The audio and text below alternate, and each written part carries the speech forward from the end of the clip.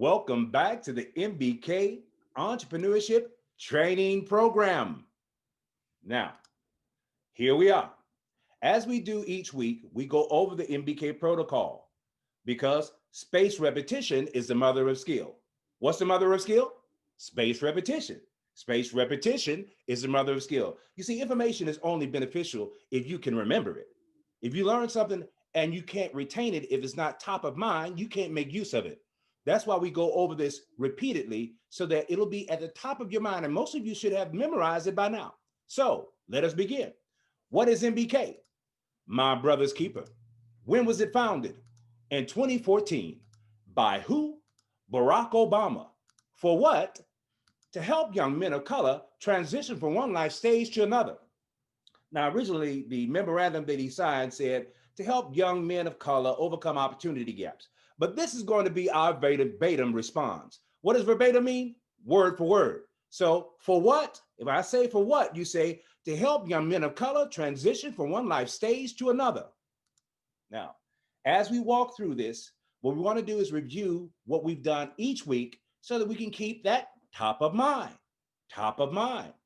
MBK Entrepreneurship Week 1, we went over why MBK Entrepreneurship? Because it is our responsibility to create our own jobs and businesses. What is an entrepreneur? It is a person that takes the risk of owning and operating his or her own business. What does it take to be a successful entrepreneur? Buy low, sell high, and keep good records. How do you get rich? I was born rich. And you have to say it with your spirit and mean it because you have great value. As long as you understand and believe that, then you have value that you can bring to contribute to the world, to the marketplace. As we walk through, on week 2, the review was, what is an investment? An investment is money that is spent to make money. What are 2 types of investments? Debt, which is a percentage of the loan, and equity, which is a piece of the action. What is Ujamaa? Ujamaa is cooperative economics. So when you pool your money together to do something collectively that neither of you may have been able to do individually. What is money? Money is a medium of exchange. It has no intrinsic value in and of itself. Its only value is represented by what it can be exchanged for. So how do you get money?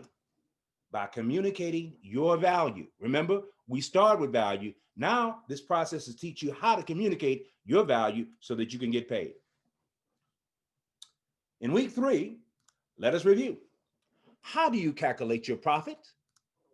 Price minus cost equals profit. What is wholesale? Wholesale is when you buy something in volume, or you can manufacture, but wholesale is when you buy something in volume. What is retail? Retail is when you sell to the end user consumer. Retail is when you sell to a consumer. What is NIA? NIA is your purpose. And whatever you decide to sell as far as a product or service should be directly connected to what your purpose is or what your area of interest is. Because the more interest that you have in something, the more you will look into it, the better you will become at it, and the more it will be less like work and more like something that you enjoy. So, what we've been doing through this process is going over a weekly review because there's some very specific concepts that I'm teaching from one week to the next that actually builds one concept upon the other. Week 1, we dealt with Ujamaa, cooperative economics, being able to pool your money together because you already have value. You already have value. In week 2, we dealt with Ujamaa, collective work and responsibility. So when you pull your money together and then pull your talents and your energies together, teamwork multiplies the value that you have as a collective. Week 3, we went over NIA, purpose. Deliver your value to your customers. Decide what product or service that you want and deliver that value to the customers. Last week's exercise was we decided on a product or service. We should have decided on a product or service. You should have had by now. What is it that we're going to offer to the market? Then we considered how much is it going to cost us to acquire? Are we going to manufacture it? Are we going to buy it wholesale? How much can we acquire it for? Then we identified a fair market price, or FMV, fair market value. What is the fair market value for this product or service that we're offering? What is it selling for right now in the marketplace? We use Google as our friend, and we found out what it's selling for. Then we calculated our potential profit, because the formula for calculating your profit is price minus cost equals profit. Price minus cost equals profit. That'll tell us how much money we can possibly make. Now, as we proceed, each week we use the power of one, which means we deal with one business concept or principle. I give you one real life example of somebody that looks like you that's already crushing it in the field of business. And I give you an exercise, something practical that you can do to start moving forward toward making your dream come true. Something you can do. Today's concept is the business plan. I'm excited about this because the plan is the beginning of your manifestation. The plan is the beginning of your manifestation. It is the roadmap to your success. It helps to guide the activity of your team members so that people know exactly what is expected of them, what they're to do, what part do they play in the overall business. And it helps you to avoid mistakes because you think things through in advance before you start taking action and learning along the way. It's flexible. The plan is not set in stone. It's flexible and should grow with your business. As you grow, things are going to change. So should your plans change. So, the plan is going to answer 6 key questions. The questions are these, and you should memorize this poem. I keep 6 honest serving men. They taught me all I knew. Their names were what and where and when and how and why and who. That is a simple poem by Rudyard Kipling. I keep 6 honest serving men. They taught me all I knew. Their names were what and where and when and how and why and who. If you can remember a rap song, you can memorize this simple poem because this is a question that you're going to have to answer with every business transaction that you do, any kind of business that you're setting up. You need to be able to answer this question for your customers. You need to be able to answer this question for your suppliers. You need to be able to answer this question for your team so people know exactly what it is that you're doing with your business. So here is our example for today. And there will be a test. Well, some questions at least, right? Okay, here we go. Bledsoe Technologies is a global tech company and apparently one of the fastest growing in the US. Oh yeah, its founder and CEO, Jalen Bledsoe, is a 15-year-old high school sophomore. After launching the company about 3 years ago, Bledsoe is worth around $3.5 million. Wow, talk about doing big things. Bledsoe says his mentor is Scott Schnook, the CEO of Schnook's grocery store. He talked to KTVI about Schnook's words of encouragement. Take risks. You know, there's nothing you can do as a miner that'll shoot you down for too long. Because you're young, you can jump back up and keep going. And that's one thing I've lived by since then is to keep going and move forward. And always take risks. Bledsoe Technologies does web design and graphics for other companies. Bledsoe's About page says we are focused on assisting small to mid-sized businesses establish high usage of technology within their organizations, as well as establishing a strong web presence. And they must be doing a pretty good job at it. As of now, Bledsoe has 150 employees around the country. This month, he plans to speak at Trip Start Day by Independent Youth in St. Louis. The goal of the program is peer-to-peer interaction with other successful teen entrepreneurs. Bledsoe says he is now working with hotels to build an online check-in system where your phone will double as a room key. He also says college is in his future. He wants to go to Vanderbilt, then Harvard, and double major in business administration and computer science. He must have some really proud parents. For Newsy, I'm Jasmine Bailey.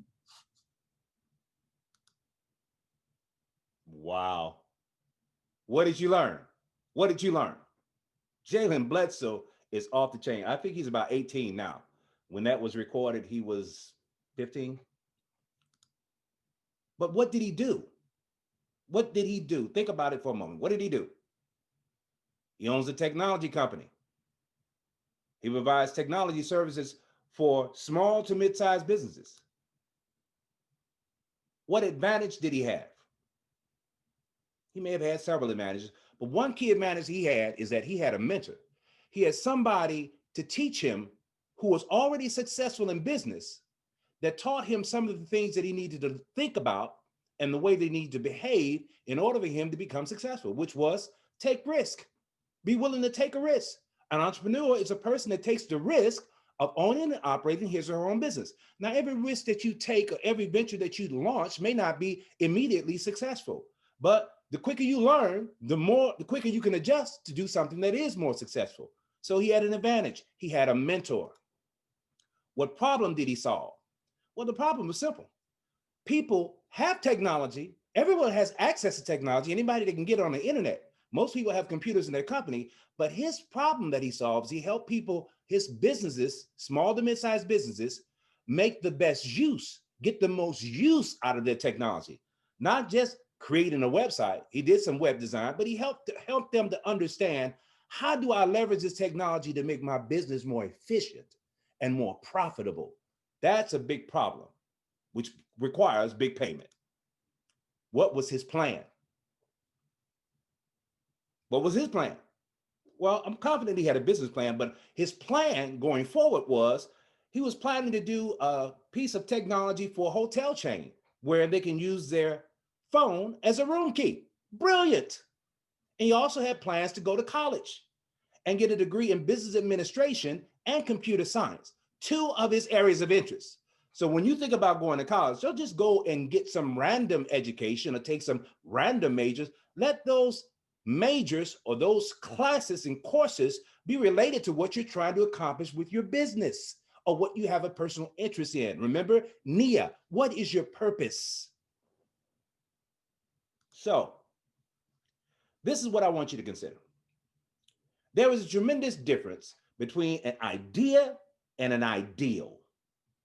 In fact, Nikola Tesla spoke and said that sometimes he would sit and work over ideas in his mind until he had completed the construction of a device. It starts as an idea, and once it's complete and thorough, it becomes an ideal. He said he would sit there and think about it and would not begin the construction until he thought through all the details in his mind. Nikola Tesla was a genius. An idea could be a building, but an ideal would be a 10-bedroom, 2-story mansion on the lake. That's a lot of difference. An idea would be transportation, but an ideal might be a red 6-passenger, kid-friendly SUV. An idea could be a job, but an ideal would be, I want to be the vice president of a publicly traded restaurant chain. That's very specific. An idea could be a relationship, but an ideal is being married with 3 kids and a dog. Now that's detailed. An idea is an education, just general, but an ideal is a master's degree in business administration. An idea could be a trip, but an ideal could be a 7-day paid vacation to the Bahamas. An idea could be a business, but an ideal would be a global tech company serving small to mid-sized businesses like Bledsoe, Jalen Bledsoe. So this is what we're going to do. The word for the day, each week we have a Swahili word that's related to the subject at hand.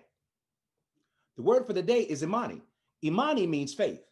Now, keep in mind, when you write up a business plan, you're writing about something that you're planning to do. This is not something that has happened as of yet. To plan something futuristically that you're going to do is to look with faith to say, I'm looking into the future, and these are the things that are going to come to pass. Writing a plan requires faith. You have to project what do you anticipate is going to happen. Now, this is what we're going to do. We're going to break this plan up into 6 different pieces. So each member of the management team will address one of the 6 questions of the 6 honest serving men. The president will address the what. What is the product and service offering? And you'll have an example of a plan that you can look at in this course so that you don't have to start from scratch. You can make up your own, but I want to give you some framework to build upon. 2, The marketing department will decide where is the market that you will serve. Who's going to be the consumer of your product? Jalen Bledsoe didn't serve large corporations. He served small to mid-sized businesses. He didn't serve individuals. He served small to mid-sized businesses. Who are you going to serve with the product or service that you're offering? The marketing department will address that. The sales department, and this is critical. How will you get them to buy your product? What is your message? What is your story? Every sale requires a story. When you tell someone a story, they get involved in the concept of your business. If the story is intriguing enough, it may sell itself. But the sales is going to explain how will you get them to buy your product or service. Production. When will you deliver your product, your value to the customers? Logistically, if you're selling a product or if you're providing a service, how are you going to get that value into the customer's possession? Are you going to provide it online? Is it going to be face-to-face? Production has to determine logistically what is going to transpire to get that product or service into their customer's possession. The secretary is going to answer the who. Who is responsible for doing what in the company? Each one of the players at the table, each one of these divisions, each one of these team members has a different role to play. So you're going to describe who are the players on the team and what roles do they play. The treasurer is going to answer the why. Why are you engaged in this business? And specifically the treasurer, because ultimately the business's objective is to generate money. So what are you going to do with the resources that you have that's going to enable you to generate the money that you desire? Why are you in this? What is going to be the projection of the cash flow for this business? Now, I'm going to let you go through the details and remember that there's a great difference between an idea and an ideal. So when you sit down to go into developing your plan, you want to embellish or elaborate in vivid detail. So here is your challenge. You're going to develop this plan is going to be your blueprint. This is going to be your blueprint. This is what you're going to do. You're going to write out a plan. Each part of that plan is one department.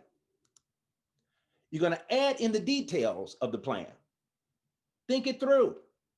Anticipate what may happen, but write out the details of the plan. Then you're going to take the individual parts and put them all together into one coherent plan. By doing this as a team, you cut down the time that it would take you to do your plan as an individual from start to finish.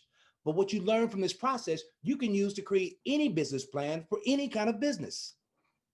Then you're going to review your plan and revise it. It's important for you to understand that it's not necessary to get it right. It doesn't have to be perfect. It just needs to get done. It doesn't have to be perfect. It just needs to get done. As you do it, you will notice that you will review it. You may change some new things. As you begin the process, you'll learn some new things and you can continue to modify your plan as you go. But the point is to have a plan to begin with, because those that fail to plan to fail. So here is your assignment. One more time, we're going to do, go to mbkcontest.com, follow the instructions, and get ready to win. That's it for today. This is Robert Nelson signing out with the MBK Entrepreneurship Training Program, because you are the dreamer. Let's make it a reality. All right.